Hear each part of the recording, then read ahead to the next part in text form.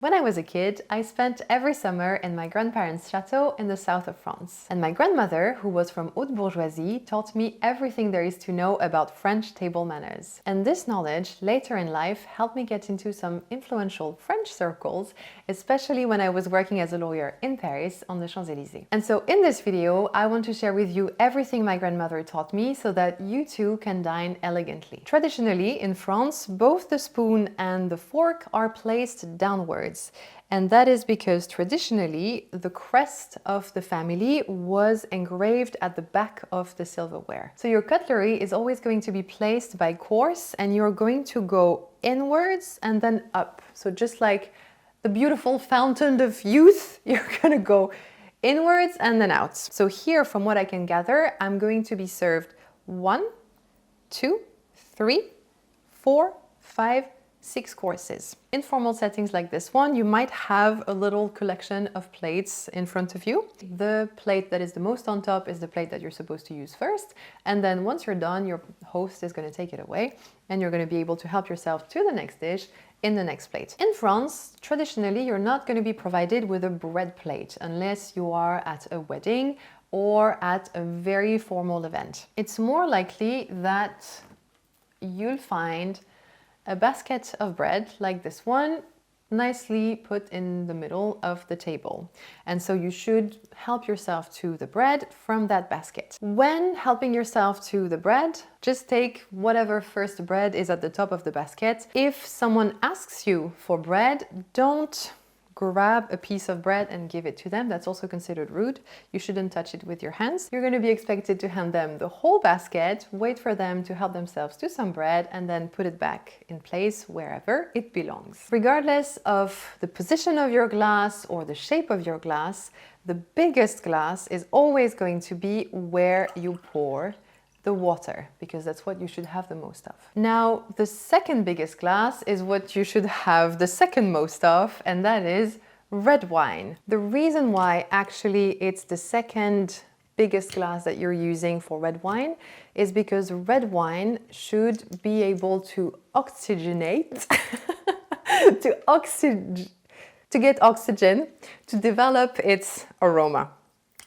And so a bigger glass helps get more oxygen and therefore reveal the taste of the red wine. So normally you shouldn't see those kinds of glasses on a fancy traditional dinner table, because these are for wine tasting, and the reason why they're so big is to enable the oxygenation of the wine. But these glasses are normally only for wine tasting, and these are the glasses that you can twirl and where you can look at like the aroma and everything. If you are buying red wine with a screw on top, it's gonna be a shitty wine.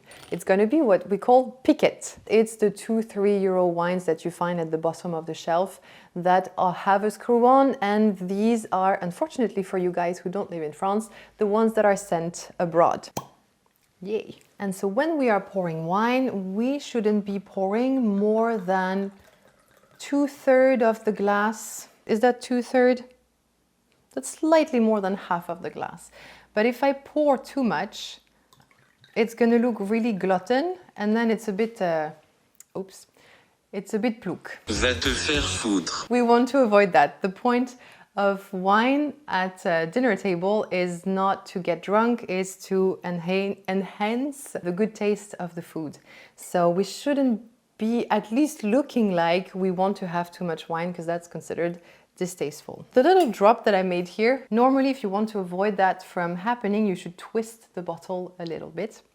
And then, I don't have it here, but my grandfather used to have a little metal tray on which he would put the table so that the drop from the bottle doesn't stain the table. So now our third smallest glass is for dry white wine. The reason why it's a bit smaller is because white wine is served at cold from the fridge, and it needs to develop less.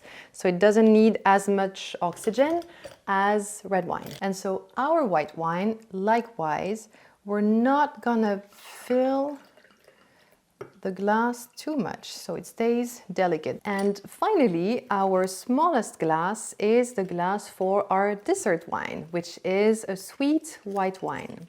It's also served cold, and that's the reason why it doesn't require a very big glass. So don't worry if you really like the wine.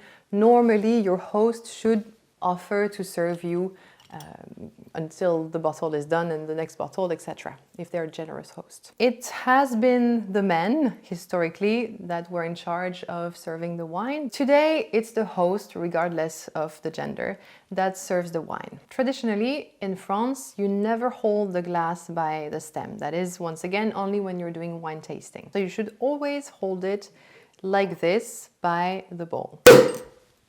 There's gonna be terror on my face. C'est pas grave. We haven't talked about these yet, and these normally should have been provided to you before the start of the meal. So these are obviously for champagne.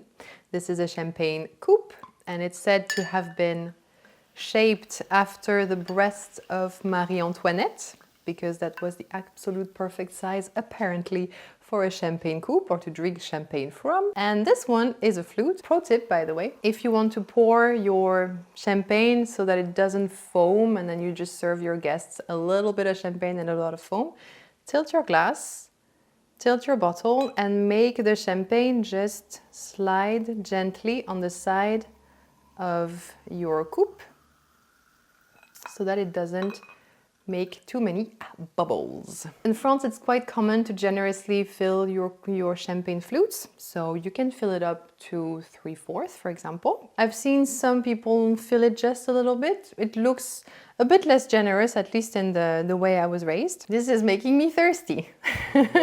You're gonna be expected to sit just normally straight, not something completely like you're not a ballet dancer. And you want to have your back as straight as possible. Regarding your feet, you can have them either flat on the floor, either crossed at the ankle level. You'll normally be provided with a cotton napkin that you simply unfold and set on your lap like this. Your napkin, unless you're going to the restroom, should stay on your lap during the whole duration of the meal, and you're going to be using it to discreetly clean your fingers if you need to. To clean the corner of your mouth, you're expected to lift your napkin slightly, put a finger under, and then come get the little corners of your mouth. Fun fact, historically, that was the role of the tablecloth. People used the tablecloth to clean their hands, and the tablecloth would go to the wash. In France, you are not supposed to put your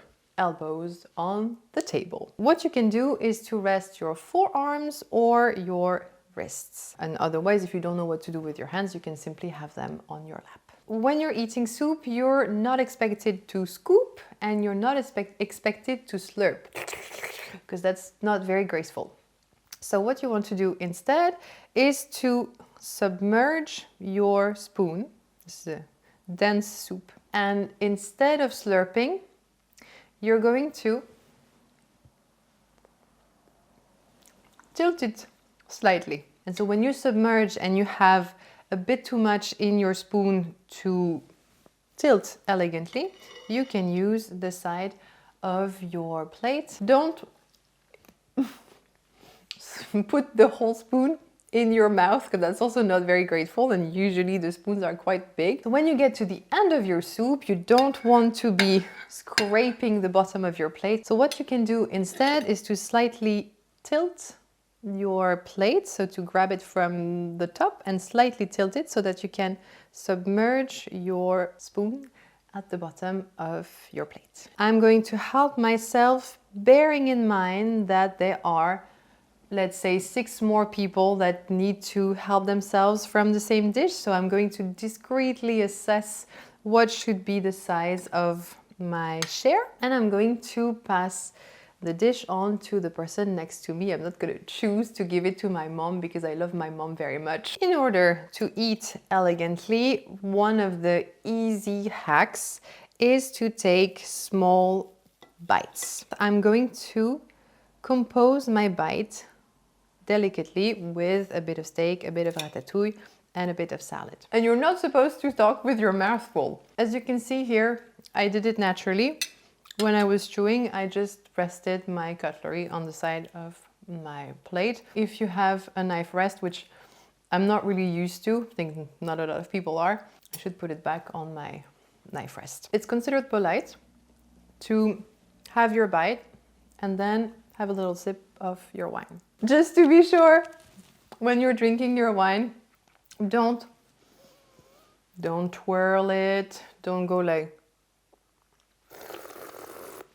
that's like really not classy. When cheering, you're not supposed to hit your glass with the glass of your neighbor. That used to be the case when we wanted to make sure that nothing was poisoned. So with this movement, we were mixing whatever beverage we were having. Today, if you really want to cheer or to toast the traditional way, you should simply raise your glass, make a little eye contact, and not actually hit the glass, especially if you're drinking in beautiful glasses and crystal, because they can be fragile.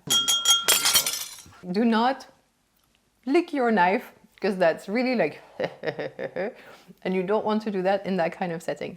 Obviously, you can do that in any other setting, but if you're a knife licker. And so when you're done eating, you can simply rest your cutlery like this, parallel to each other from the center to the outward part of your plate. There are lots of codes around cutting cheese, eating cheese, serving cheese in France. The first rule, and that's more if you are hosting, is that you shouldn't serve your cheese cold.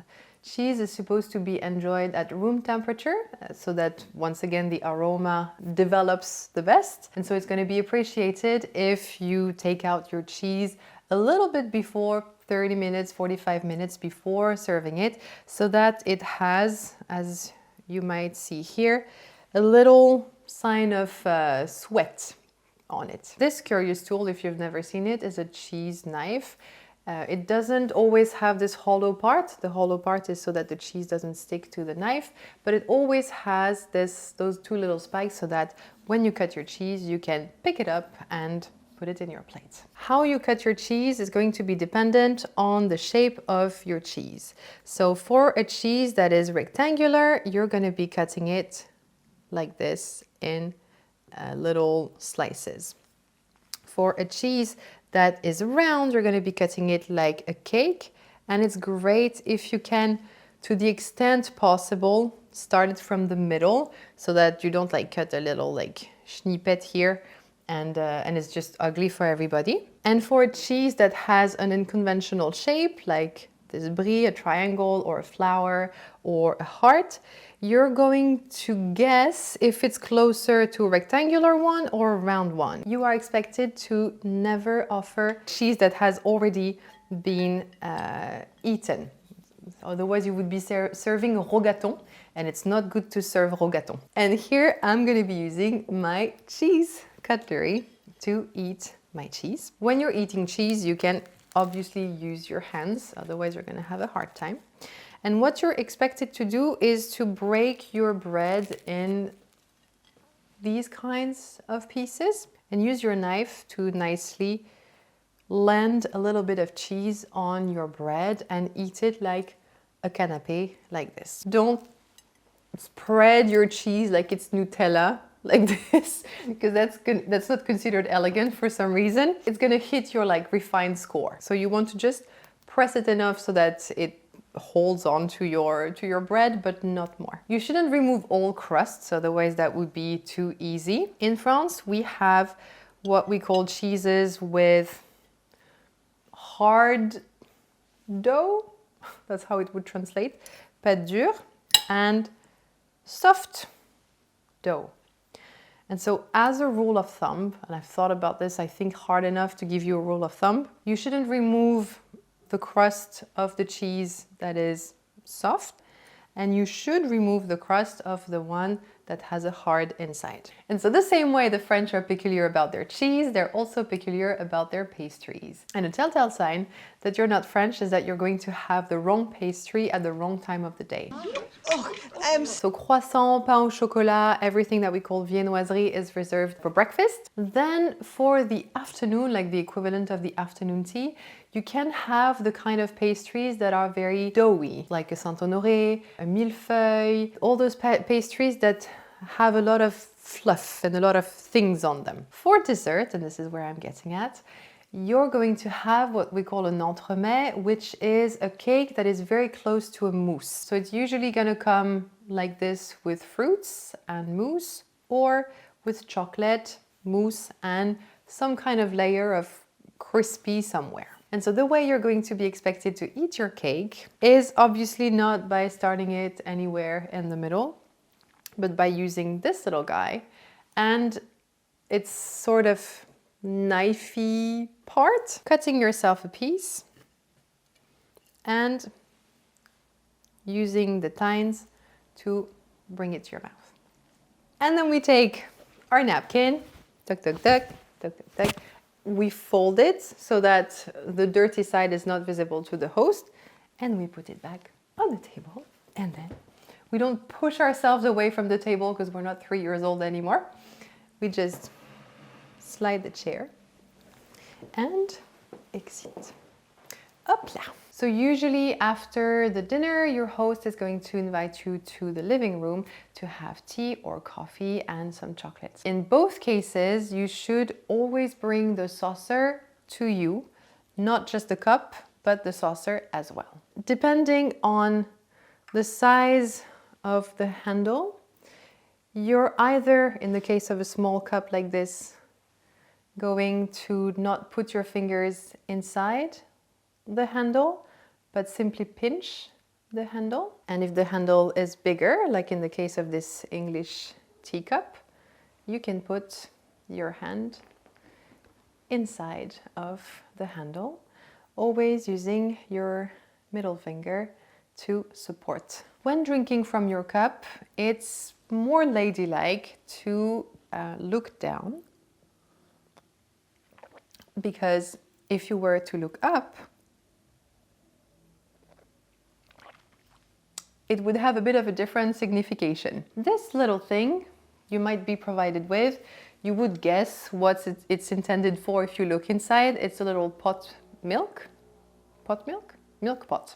C'est la fin de la journée. Hein? It's a little pot of milk, and it's on display for you to be able to pour the amount of milk that you wish inside of your cup. And if you're served tea, things can happen in a couple of different ways. The easiest, in a way, the tea can be served by the host simply from the teapot already made. You don't have to think about it more than that. But if you're provided with a little tea bag that you might have chosen from a box, for example. And this is basically to give you the opportunity to infuse your tea as much as you like. Some people like very infused tea and some others don't. And so now comes the critical moment where we deem our tea infused enough. And so depending on what your host likes to do, they might have provided you with a sort of little plate like this one to simply put your tea bag once it's infused. In that case, it's quite easy. It's actually the easiest way to handle the tea bag. But in the case they haven't, what you'll want to do is to take your tea bag and let it drip delicately, and then put it on the side of your saucer, which I personally find difficult and I don't like to do, because I find that afterwards it just drenches the saucer and it's not very convenient. Little hack.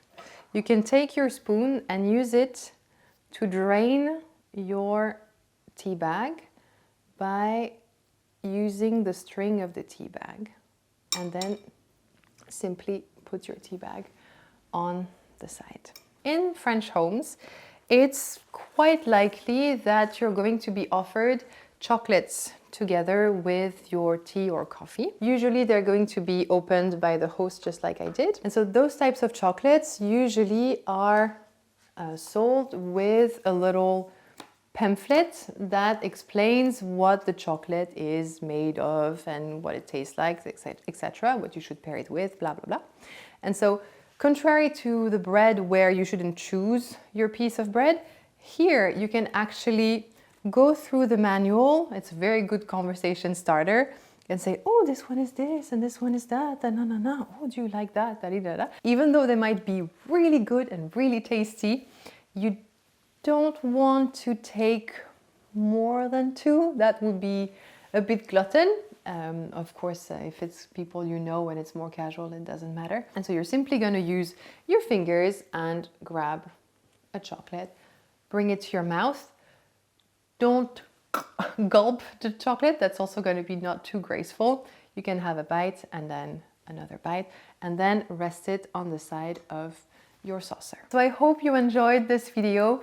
Obviously, if you don't follow all those rules, it doesn't mean that you're a horrible savage, but it's great to know how to behave in some circumstances, at least I find. All of these little rules add a layer of fun, of joy, and of respect also for the host and for the food that has been served to you. If you enjoyed this video, I invite you to subscribe to this channel. And if you're already a subscriber, you might have noticed that the decor has changed. So we have successfully moved to France after a lot of very complicated events, but we are now settled and happy. So thank you for bearing with me and for your patience. And I will see you very happily in the next one. À bientôt!